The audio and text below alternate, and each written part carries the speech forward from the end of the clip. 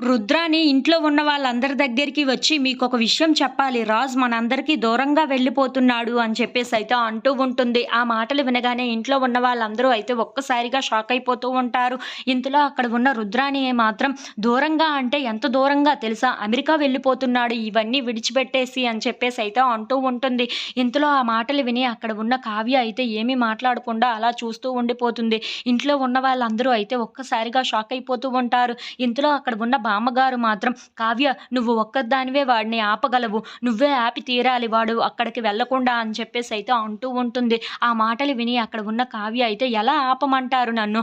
నేను కానీ ఆపాను అనంటే నువ్వు నన్ను పెళ్లి చేసుకోకపోవడానికి గల కారణం ఏంటి అని అడుగుతారు. అప్పుడు నేను ఏం కారణం చెప్పాలి అని చెప్పేసైతే చాలా బాధపడుతూ అడుగుతూ ఉంటుంది.